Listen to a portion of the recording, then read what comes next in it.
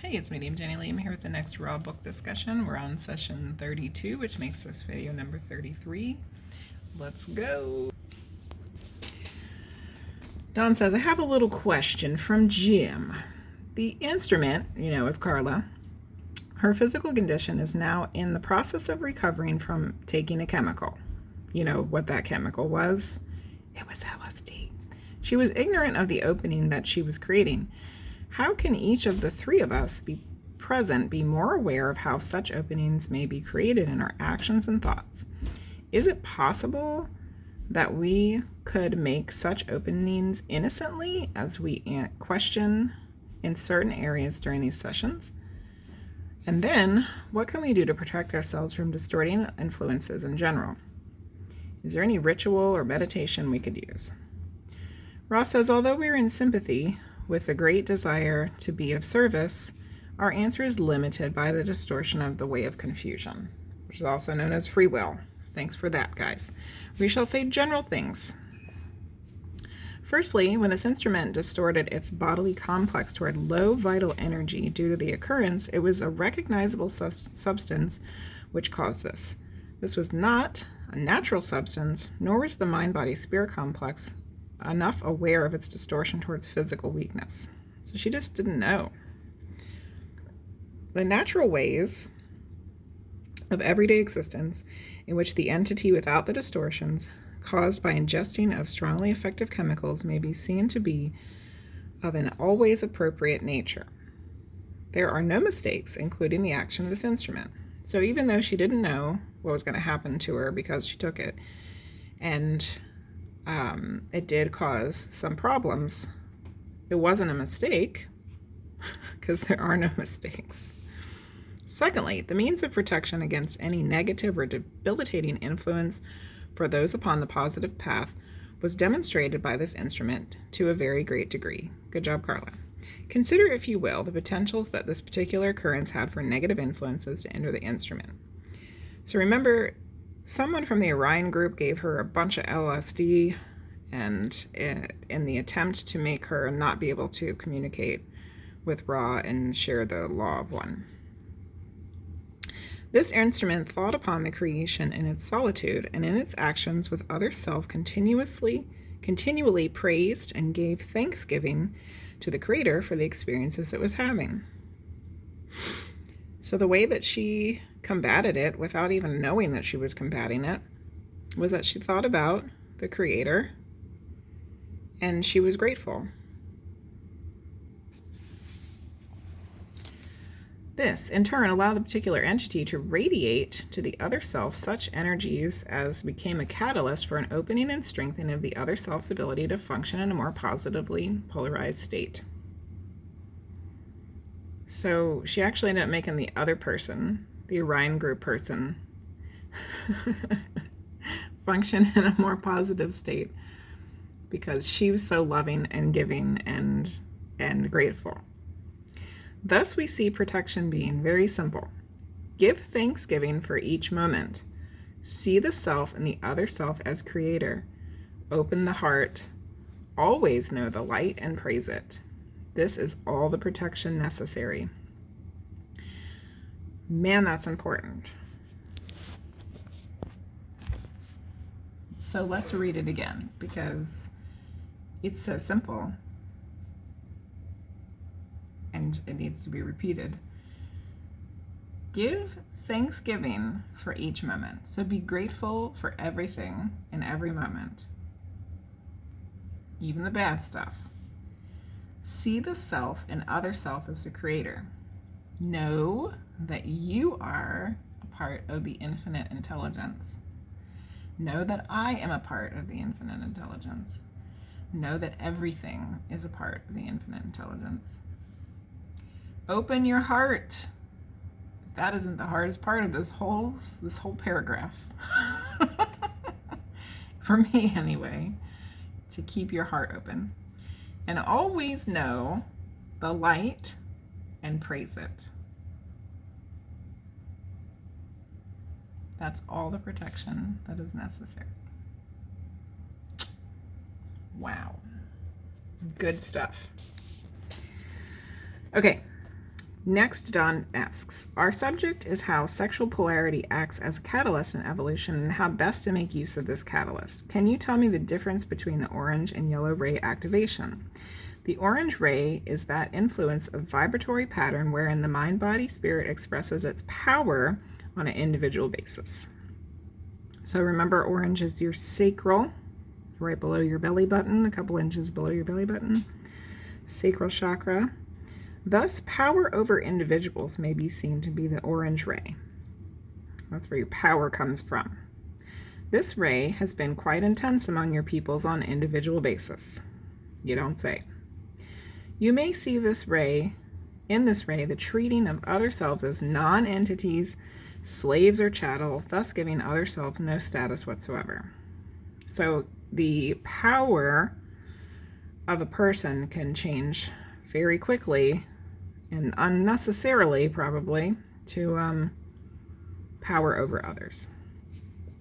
The yellow is a focal and very powerful ray and concerns the entity in relation to groups, societies, and large numbers of mind, body, spirit complexes. So remember, the yellow is your solar plexus. The orange, we correct. This yellow vibration, they were messing up here. They are talking about yellow, solar plexus, ray, vibration, is at the heart of bellicose actions, which is warlike actions, in which one group of entities feels the necessity and right of dominating other groups of entities and bending their wills to the will of the masters. So far, Ra's only talked about bad stuff that comes from the orange and the yellow. There's got to be good stuff too, but it's only so far talking about the bad stuff that comes of it. So this is the negative path. The negative path uses a combination of yellow and orange in the polarization patterns. These rays used in a dedicated fashion will bring about a contact with intelligent infinity. The usual nature of sexual interaction is one of yellow or orange, and primary vibratory patterns is one of blockage and then insatiable hunger due to the blockage. When there are two selves vibrating in this area, the potential for polarization through sexual interaction is begun. One entity experiences the pleasure of humiliation and slavery or bondage, and the other experiencing the pleasure of mastery and control over another entity. In this way, a sexual transfer of negative polarity is experienced. Yikes. Okay, then Dawn asks, in third ray, there are two possibilities. Firstly, if both vibrate in the third ray, there will be a mutually strengthened energy transfer. What color is the third ray in this material? So it's referring back to the September 17th session. The ray of which you are speaking in the material should properly be the green ray or fourth ray. So this is where, remember, Ra has trouble with numbers. If Ra messes anything up, it's always a number. So what they meant to say was that it was in this particular session that was supposed to be the green ray, which is the heart, which is the fourth, which they put a footnote in there that that's what it was later. Okay.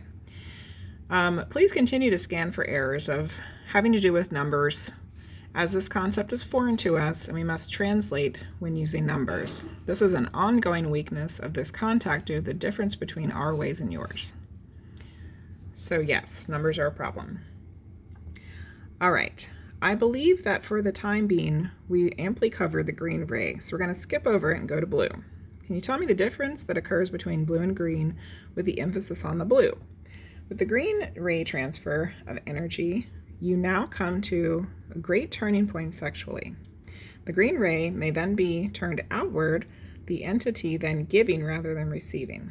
The first giving beyond green ray is giving of acceptance or freedom, thus allowing the recipient of the green ray, or the blue ray, the recipient of the blue ray energy transfer, the opportunity for a feeling of being accepted, thus freeing that other self to express itself to the giver of this ray. So, when the green ray is being used correctly, you're giving rather than receiving. The first giving of the green ray, which remember is your heart chakra, your heart being open, is giving of acceptance and freedom. So allowing the other person to be themselves freely,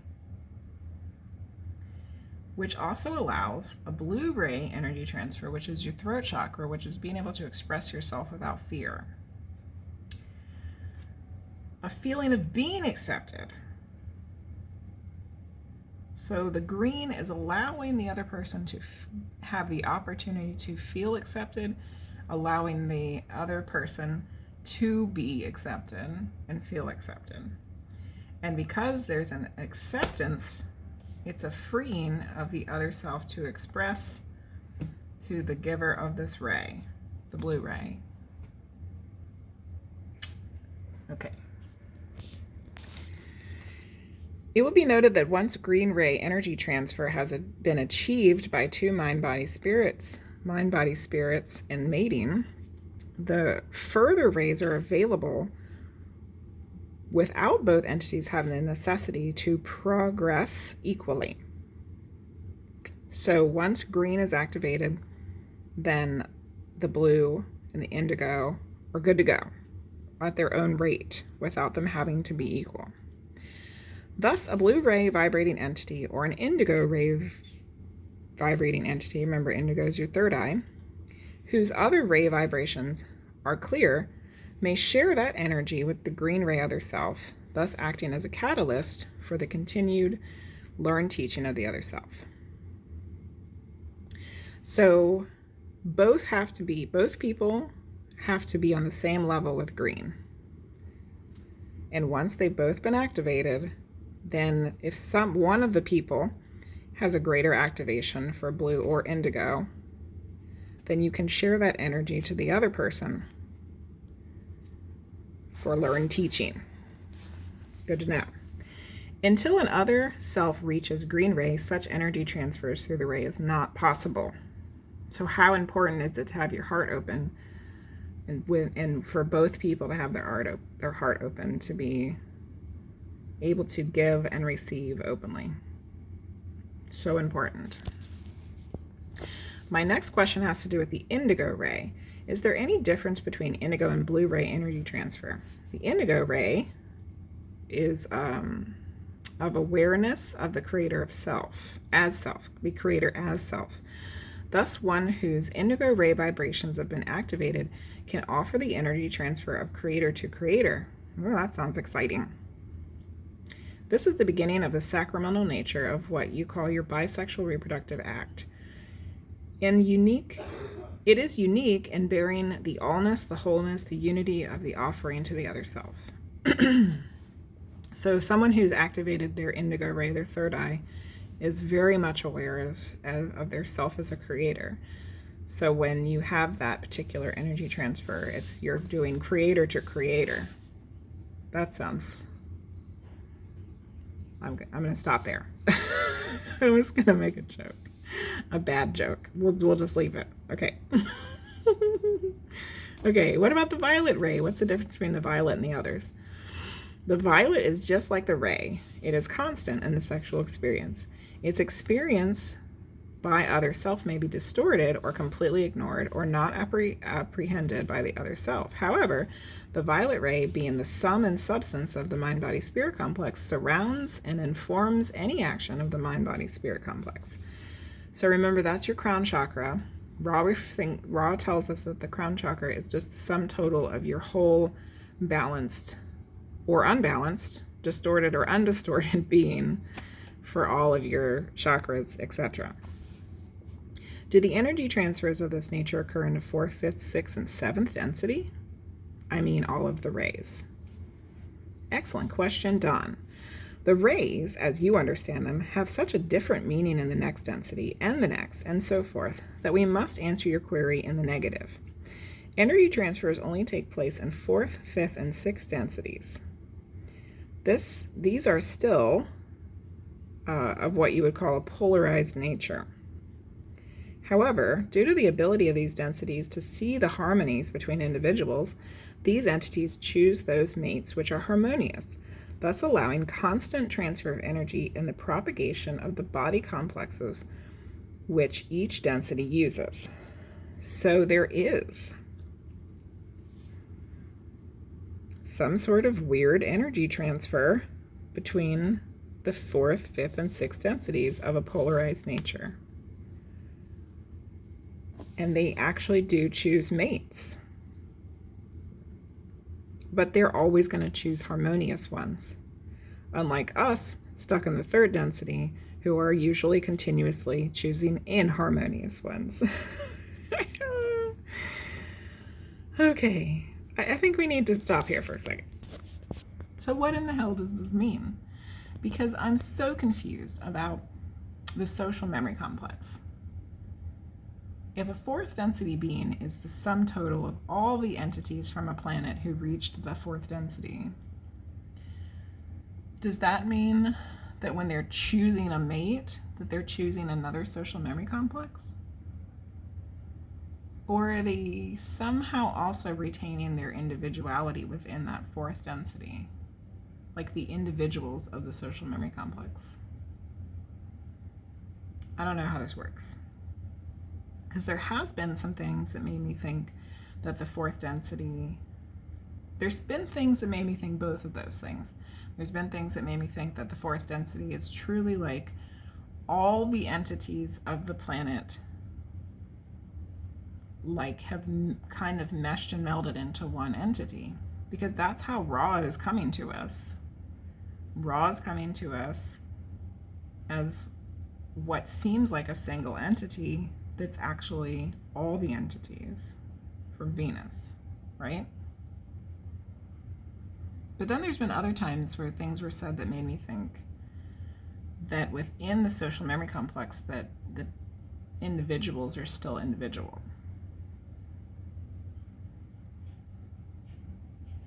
But they also, because they're so harmonious with each other, and there's no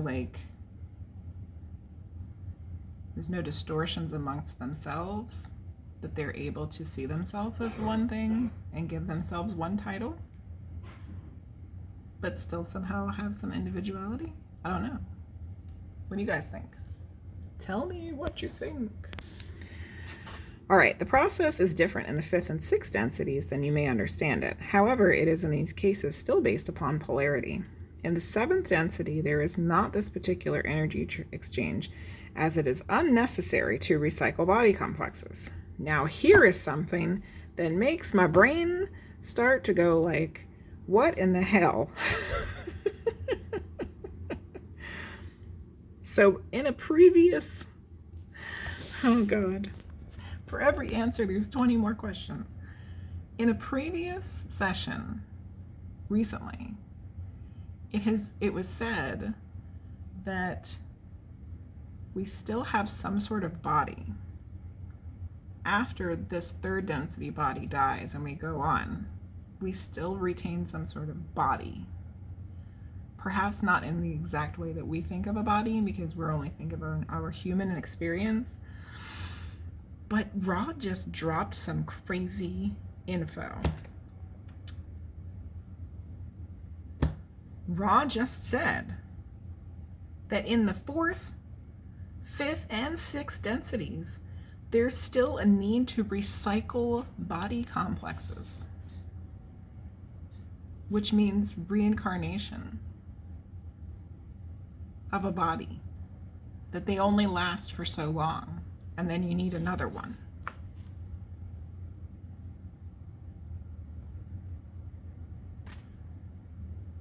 So,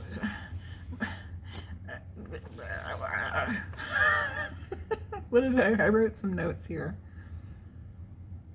Yes, okay.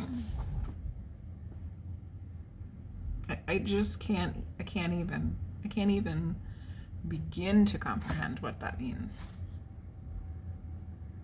And it's not till the seventh density. That's a lot of densities later, people. Remember, we've been stuck in the third one for like thousands of years. It's not till the seventh density that you don't have a body anymore. Or you don't have a body that needs to be recycled, that you get to keep the same one.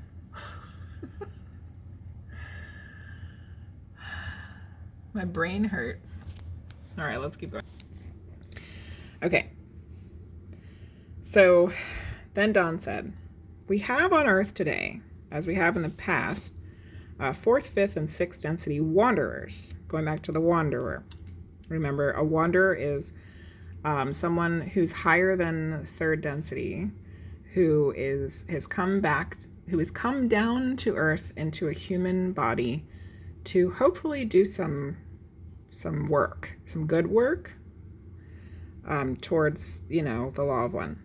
As they come into incarnation in the physical of this density, what types of polarizations with respect to these various rays do they find affecting them? Good question. Fourth density wanderers, of which there are not many, will tend to choose those entities which seem to be full of love or in need of love.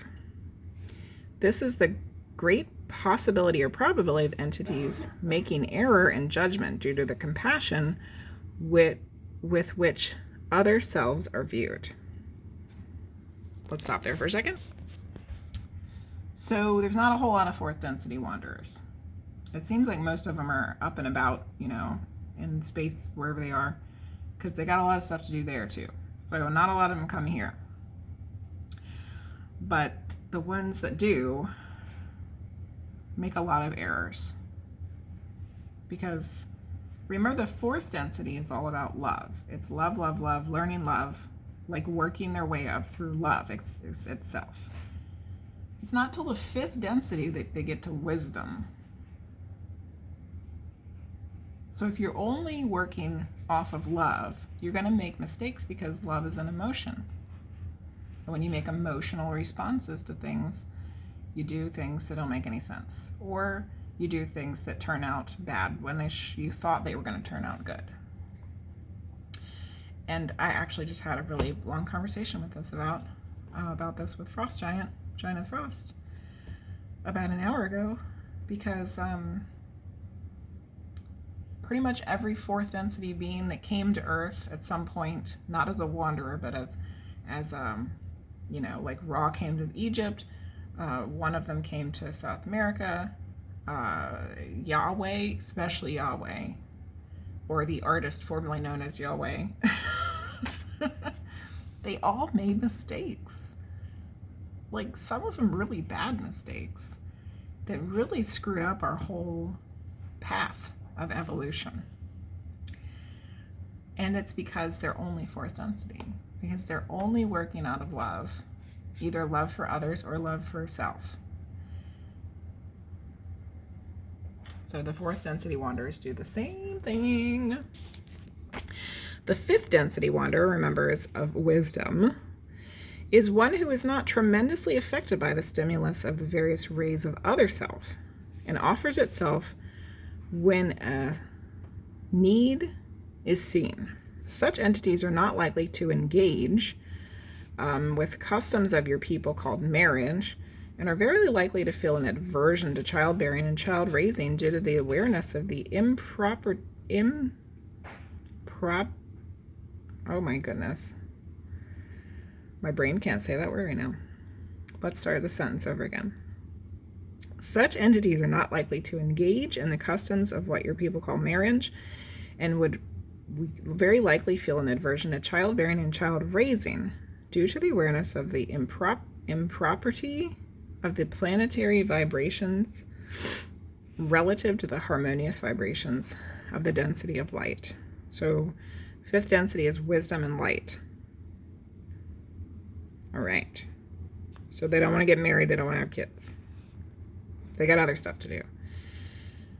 The sixth density, whose means of propagation you may liken to what you call fusion, is likely to refrain to a great extent from the bisexual reproductive programming of the bodily complex and instead seek out those with whom the sexual energy transfer is of the complete fusion nature insofar as it is possible in a manifestation of the third density.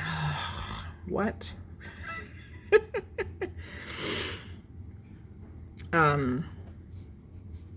I think that they're talking about like the higher levels of sexual energy transfer. being, like connecting with the intelligent infinity. But Dawn asks about it. So, complete fusion nature? Whatever do you mean, Ra? The entire creation is of the one creator. Thus, the division of sexual activity into simply that of the bodily complex is an artificial division. Okay. All things thusly being seen as sexual, equally, the mind, the body, and the spirit, all of which are part of the polarity of the entity. Thus, sexual fusion may be seen, with or without what you call sexual intercourse, to be the complete melding of the mind, the body, and the spirit in what seems to be, oh goodness gracious, people, a constant orgasm, shall we say, of joy and delight, each in the other's beingness. What the what? What heck and heck? Okay, so this makes me think of the statue, the ecstasy of some lady. It's in the Vatican. If my computer will wake up, let's look it up. The Pietà. Okay, hold on. Michelangelo. No, that's not it. Pietà is the mother, and the mother, it's Mother Mary with Jesus. That's not the right one. There's a lot of freaking artwork in the Vatican, people. Okay, the ecstasy of, I can't spell, Saint Teresa. Okay, so there's a statue in the Vatican. It's called the Ecstasy of Saint Teresa, which, didn't Ross say that Teresa was one of somebody? Oh my God, hold on a second, people. Oh, I gotta have a bookmark in here. Oh my God. Okay, where is it? I hope I don't have to edit this video because I'm floundering here. I want to say, wasn't Teresa one of the people that was she's one of the elder race, right? She incarnated. She's one of the elder race. Oh, I'm having like a complete revelation of stuff here. Oh my God. Okay. Bear with me. Teresa, where are you? I found the Greek people. We're getting close. Teresa. Saint Teresa.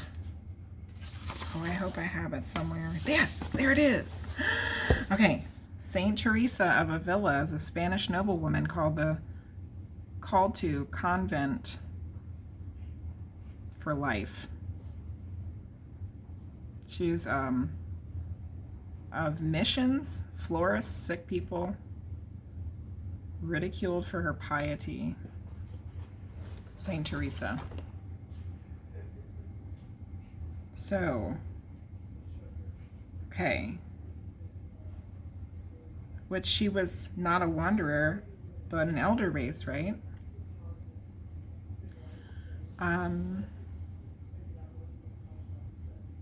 Yes. Okay. Oh my God, this came around full circle. I'm so like completely pumped. So what was I even talking about? Okay, let's go back and look at the paragraph here, because it made me think of the statue of Saint Teresa, and then we had to go back. Okay. The complete fusion nature of a sexual energy transfer. The entire creation is of the one creator. Thus, the division of sexual activity into simply that of bodily complex is artificial. All things thusly being seen as sexual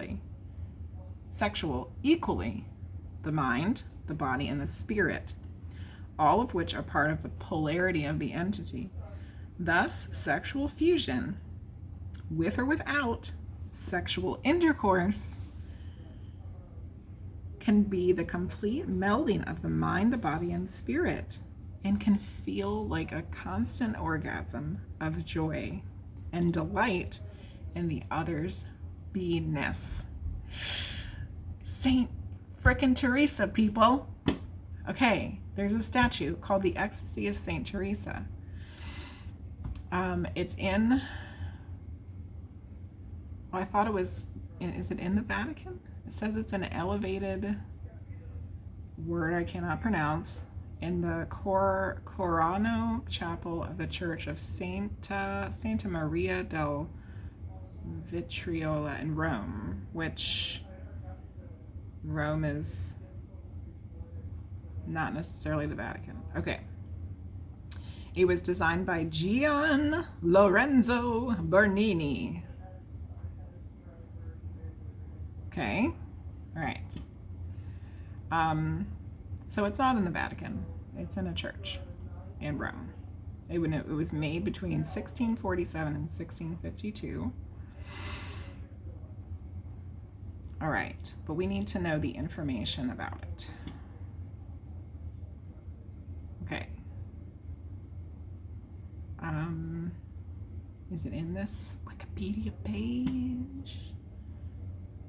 Okay. All right. The effects are theatrical.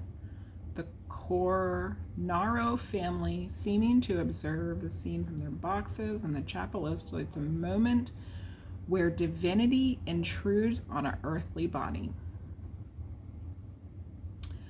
A lady named Carol Babcock speaks of Bernini's melding of sensual and spiritual pleasure in the orgastic grouping as both intentional and influential in artists and their writers of the day. It's a contact between the earth and heaven, between matter and spirit.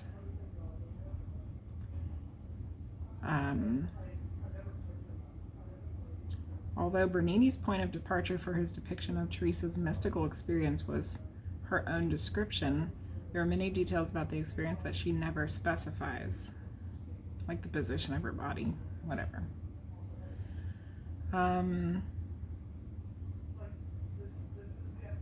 Okay. All with the aim of increasing the nearly transgressively sensual charge of the episode. Okay. But we're getting completely off track here.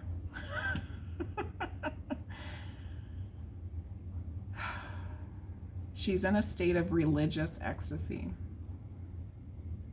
The spear depicts Teresa of Avila, a Spanish Carmelite nun and saint, swooning in a state of religious ecstasy while an angel holding a spear stands over her. Okay, so let's look at the picture. Here we go. Look at her. Look at her face. Look at her face. There's more pictures. Hold on, let me find another one. Okay. Look at her face.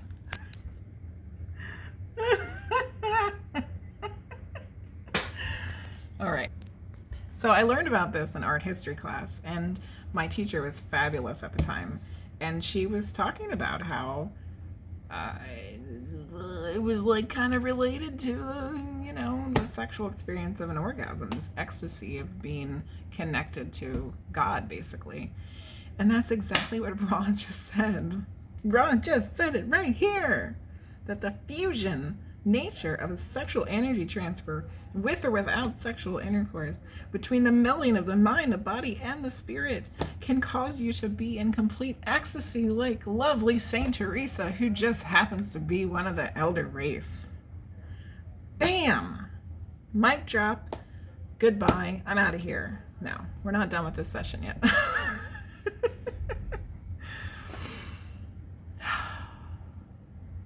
Wow. So, St. Teresa didn't have to, she could be a nun and not have to experience sexual intercourse because she was having, constant orgasms with her joy of being melded with the infinite intelligence. You go, St. Teresa.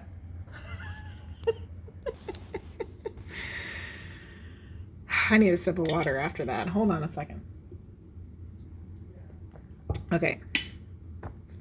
Within many wanderers of the higher density have considerable problems with respect to incarnation in the third density because of this different orientation. The probability of such problems due to the sixth density incarnating in the third is rather large. That makes sense. It is not necessarily a problem. It depends upon the unique orientation of each mind-body-spirit complex having this situation or placement of vibratory relativities. So then Don asks another question, but he's fumbling here. He's fumbling. What I'm trying to get at is how the different colors originate as these functions, the origin of these colors as the functions for the different expressions in consciousness. So he's moving on to a different question here. He wants to know how the colors, why are the colors representative of these different energy points, energy centers, chakras, and the different expressions of what they do. The nature of vibration is such that it may be seen as having mathematically straight or narrow steps. These steps may be seen as having boundaries. Within each boundary, there is an infinite gradation of vibration of color. So the nature of the different things kind of fits into their own little space. And each space has a color and a vibration. However, as one approaches a boundary, an effort must be made to cross that boundary. These colors are a simplistic way of expressing the boundaries of division of your density. There is also the time-space analogy, which may be seen as the color itself in a modified aspect. So it's just an easy way to categorize the different things. Is it possible for an entity in third density physical to vary widely across the entire band of colors, or is the entity pretty well zeroed in on one color? Please restate for clarity. Is it possible for a green ray person who is primarily green ray activated to vary on both sides of the green ray a large or small amount in energy activation, or does he stay primarily green ray? The green ray activation is always vulnerable to the yellow and orange or orange ray of possession, because a green ray energy person is so open and loving and receiving and giving that they can easily become possessed by someone who has yellow or orange, issues going on. This being largely yellow ray, but often coming into orange. Fear of possession, desire for possession, fear of being possessed, desire to be possessed. These are the distortions of which will cause the deactivation of the green ray energy transfer. The new material is this. Once the green ray has been activated, the ability of the entity to enter blue ray is immediate and is only waiting the efforts of the individual. The indigo ray is opened only through considerable discipline and practice, largely having to do with acceptance of self, and only as the polarized and balanced self, but as the creator, as the entity of infinite worth. This will begin the activation of the indigo ray.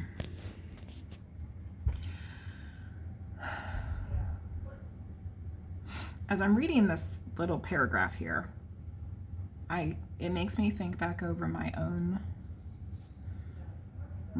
progression to where I am now. It's storming outside, by the way. I don't know if you can hear it. Okay, so once your heart has been activated and opened, you can start using your blue ray, which is your throat, immediately. It's only awaiting the efforts of the person. And it all comes down to accepting yourself, knowing your own worth. I feel like this is so important. especially I feel like somebody who's going to watch this video needs to hear all of this explained exactly the way I'm getting ready to explain it. In order to, because I get asked this question so many times about being a medium, being a psychic. How do I listen to my intuition? How do I become more sensitive? Like, I get those kinds of questions a lot. And here's the answer. My answer usually is, you got to meditate. You have to meditate because you have to know yourself. And that's only part of it, because here's the other part of it. Not only do you have to know yourself, but you have to be accepting of yourself, exactly who you are, with all the flaws and the distortions and the wonderful things too. And once you completely open yourself up to yourself, your heart is open to yourself, and you realize your worth as a person, as a being, as an entity, as a little bit of the creation of all things, only then will you be able to communicate it properly for other people, with other people, because you're using your blue ray throat chakra without fear. There's no fear anymore about sharing exactly who you are, because you have accepted exactly who you are.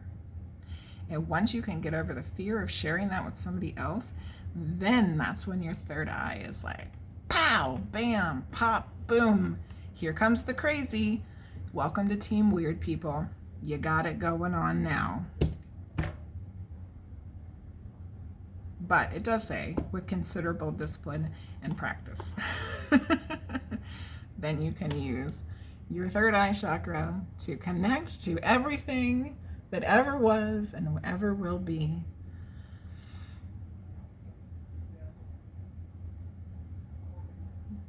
Very important, very important. And I feel like I needed to be able to explain that to myself so that I can explain it to other people later in the future as well. Okay, so let's review what we went over in this session here, because that was it. All right, so things we went over in the session. One of the most important things that happened in the beginning of the session was knowing that all the protection you need is to be thankful, know that you are part of the creation, have an open heart, and realize that there is light and that it is immaculate and important. And then we went back into the sexual things, talked more about what the bad things that can happen between the red and the yellow chakras, and how it can create some real negative stuff. And then talked about the blue, the green and the blue, and how they kind of work together and what can happen. Creator to creator energy transfer through the indigo ray,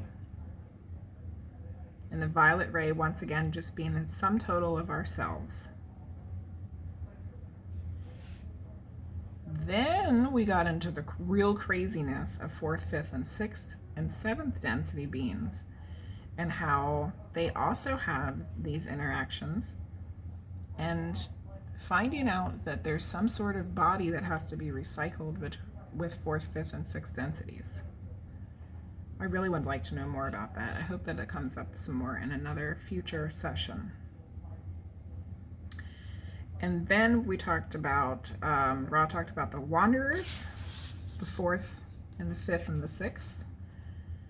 And their,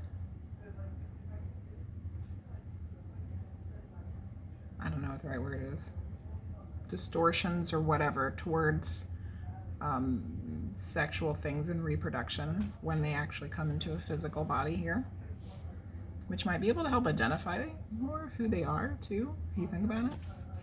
And then we got into the wonderful, crazy world of the ecstasy of Saint Teresa and this crazy fusion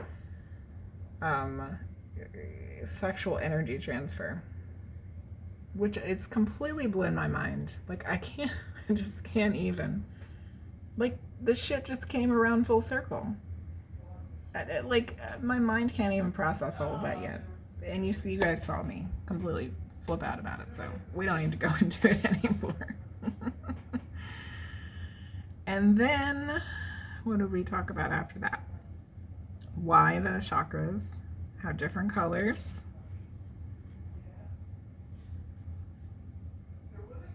And the last part was, we started with something really important, we ended with something really important. The last part that was really important was what you have to do in order to open up your third eye chakra and begin working with it to access the infinite intelligence. A lot of good stuff in that session. So let me know what you think. What are your comments, questions, concerns, etc.?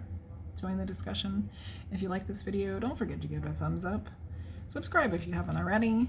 If this is the first time you've seen one of these, there's a whole bunch more before. There's going to be a whole bunch more afterwards. Thank you for watching, and I'll be back with another one as soon as possible. Bye-bye.